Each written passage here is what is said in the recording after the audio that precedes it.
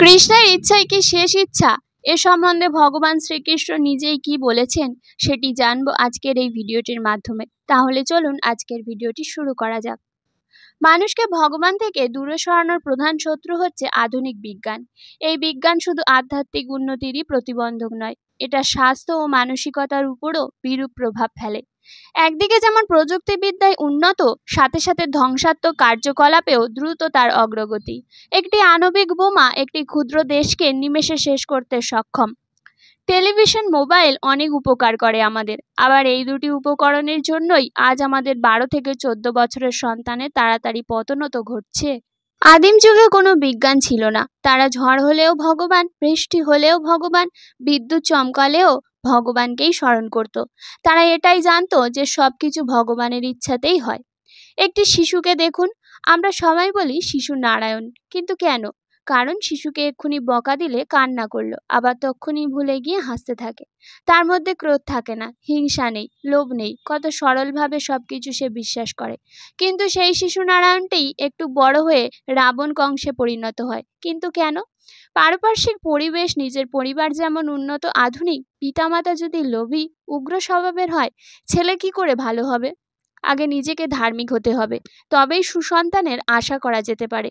কিন্তু নিজেই অপেক্ষা করে আছে বুড়ো বয়সে ভক্তি করব। লক্ষ্য করে দেখবেন, কোনো পরিবারের একটি শিশুর স্বভাব চরিত্র দেখেই বাড়ির বড়দের ব্যবহার আন্দাজ করা যায়, যতই ভালো মানুষের ভান করুক না কেন সে। আধুনিক বিজ্ঞান শুধু পারে বৈজ্ঞানিক বিশ্লেষণ করে ভুল জায়গায় মানুষকে আটকে রেখে সময় নষ্ট করাতে। এদের সাধারণ জ্ঞানের বড়ই অভাব। সাধারণ জ্ঞান বলতে সবকিছুর পরম কারণ শ্রীকৃষ্ণকেই স্বীকার করা। প্রকৃতি প্রতি পদক্ষেপে আমাদের হাত পা বেঁধে রেখেছে, তবুও আমরা জল্পনা কল্পনা করি। যদি জানতে চাওয়া হয় এত ধরনের গাছ কেন, বৈজ্ঞানিক ব্যাখ্যা কি? ডারউইন পণ্ডিত বলে গেছেন প্রাকৃতিক বিবর্তন, নির্বাচনবাদ ইত্যাদি। তাহলে নিশ্চয়ই সেটি প্রকৃতির ইচ্ছা, বিজ্ঞানের কিছু করার নেই। সব আপেলেই তো গাছ থেকে মাটিতে পড়ে, তাহলে নিউটনের মাধ্যাকর্ষণ শক্তি নিয়ে শোরগোল করার প্রয়োজনটা কি? আচ্ছা, শ্রীরামচন্দ্রের সময় তো সমুদ্রে শিলা ফেলে ভাসিয়েছিলেন, তখন কি মাধ্যাকর্ষণ শক্তি ছিল না?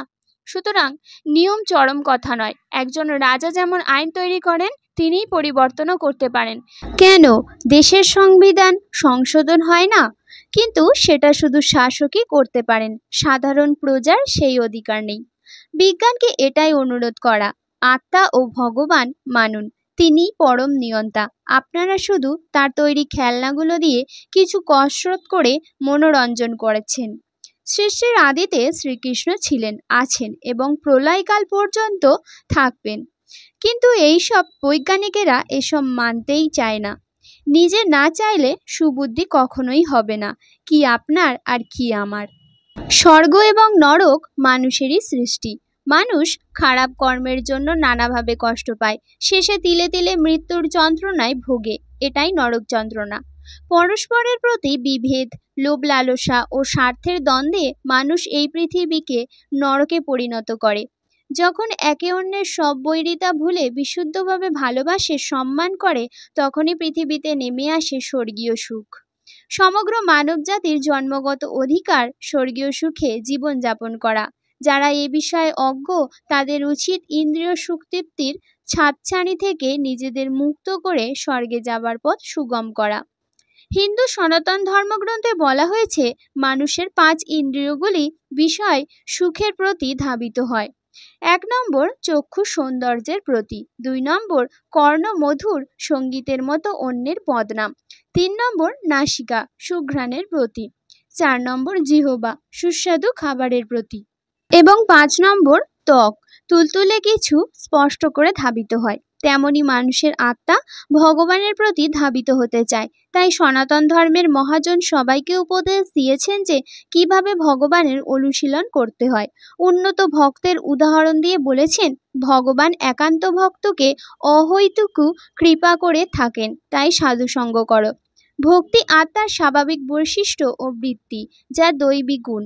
প্রতিটি মানুষের হৃদয়ে এই গুণটি ঘুমন্ত অবস্থায় আছে, তাই তাকে জাগাতে হবে। সেটি একটি ফুলের কুঁড়ির মতো, যা ফুটে উঠতে পারে যদি আন্তরিক প্রচেষ্টা থাকে।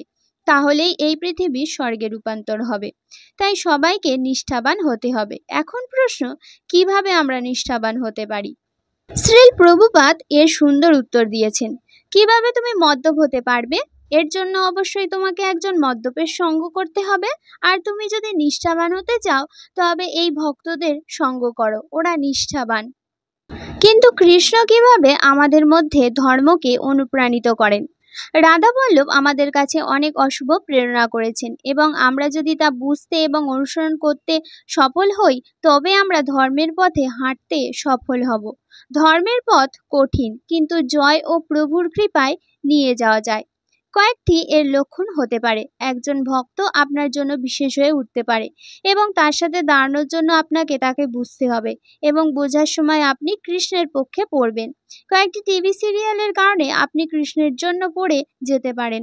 যেমন আমি কৃষ্ণকে পাগলের মতো ভালোবাসতে শুরু করেছি যখন থেকে আমি স্টার প্লাস মহাভারত দেখেছি, কিংবা নিজে ভিন্ন রূপে আপনার কাছে আসতে পেরে অলৌকিক ঘটনা আপনাকে বিশ্বাস করবে। কখনো কখনো কৃষ্ণের অতীত সময়ের তালিকা তার কাছে নিয়ে আসবে। এ কয়েকটি লক্ষণ হতে পারে যার দ্বারা কৃষ্ণ আপনাকে ডাকবেন, এবং কৃষ্ণধামের একটি প্রেম আপনার কাছে চিন্তা করা হবে। ধর্ম হলো জ্ঞানে পরিপূর্ণ একটি পথ। আপনি ঘটনা থেকে এই জ্ঞান পান।